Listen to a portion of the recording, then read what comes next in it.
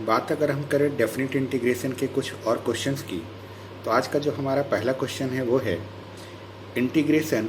Limit दे रखा है 0 से 1 एक्स की power 4 plus 1 upon x square plus 1 D x.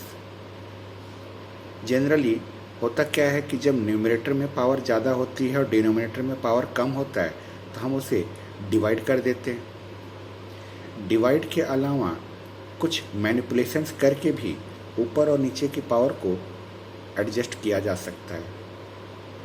ये क्वेश्चन जो है कुछ इसी तरह का है जिसमें बिना डिवाइड किए हम कुछ मैनिपुलेशंस की सहायता से इस पावर को एडजस्ट करेंगे।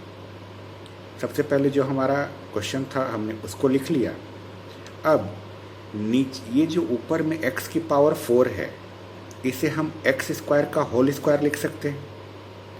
एक्स स्क्वायर का होल स्क्वायर लिखने के बाद अगर यहाँ पर ए स्क्वायर माइनस बी स्क्वायर के जैसा कुछ बनाया जा सके तो उससे हमारा ए प्लस बी और ए माइनस बी के जैसा दो ब्रैकेट क्रिएट हो जाएगा।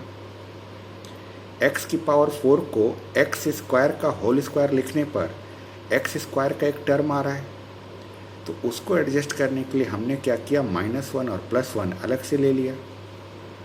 मैनिपुलेशन में हमने -1 और +1 लिया, इसमें ये x की पावर 4 और ये -1 इसको एक ब्रैकेट के अंदर लिया और ये 1 और 1 आपस में मिलकर 2 हो गया। फिर हमने इसको सेपरेट कर दिया। सेपरेट करने के साथ साथ इसे हमने एक्स स्क्वायर का होल स्क्वायर लिख लिया। अब यहाँ पर हमें ए स्क्वायर माइनस बी स्क्वायर का फॉर्मूला नज़र आने लगा। ए स्क्वायर माइनस बी स्क्वायर में हमारा ए माइनस बी और ए प्लस बी नज़र आया और ये 1 और 1 मिलकर जो 2 हो गया था और वो 2 जो है इसके साथ सेपरेट हो रखा है वो हमारा वैसे का वैसे ही है। यहाँ पर ध्यान से देखिए, ये एक्स स्क्वायर प्लस का 1 और ये एक्स स्क्वायर प्लस का 1 एक दूसरे को कैंसिल कर रहे हैं।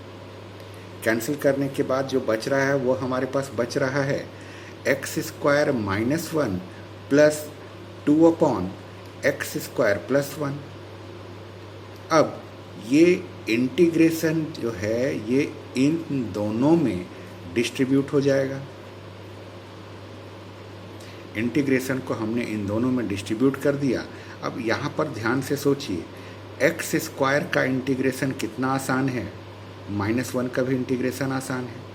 और यहाँ पर से 2 जो है वो कांस्टेंट है, बाहर निकल जाएगा, बचेगा 1 अपॉन एक्स स्क्वायर प्लस ये तो हमें 1 का स्क्वायर दिख रहा है, यानी ये डायरेक्ट फार्मूला है।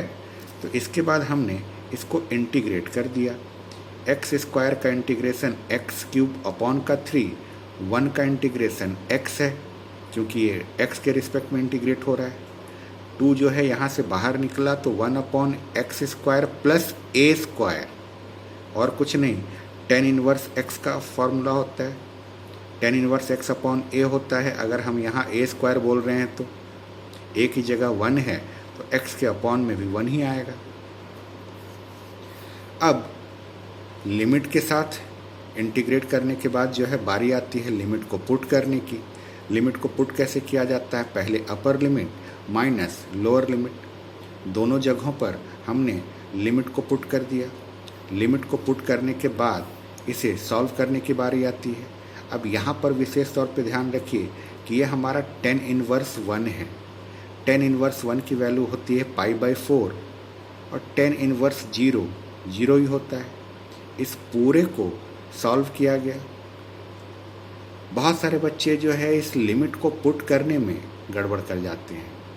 लिमिट को पुट करते समय हमेशा इस गोल्डन रूल को ध्यान में रखिए कि पहले आपको अपर लिमिट पुट करना है पूरे फंक्शन में, पूरे ब्रैकेट में जहाँ जहाँ पर वेरिएबल है वहाँ पर पहले आप अपर लिमिट को पुट करेंगे, फिर माइनस लगाकर एक स्मॉल ब्रैकेट क्रिएट करिए और उसके बाद लोअर लिमिट पुट करिए वापस से पूरे फंक्शन में। इस पूरे को सॉल्व करने के बाद जो हमारा फाइनल आंसर आ रहा है वो फाइनल आंसर है 3π-4 अपॉन का 6। हालांकि आंसर -2/3 + π/2 तक भी छोड़ा जा सकता है। आप चाहें तो इसको एलसीएम लेके सॉल्व कर लें। एलसीएम लेके सॉल्व करने पर आपका 3π-4 अपॉन 6 नज़र आएगा। ये आपका फाइनल आंसर है।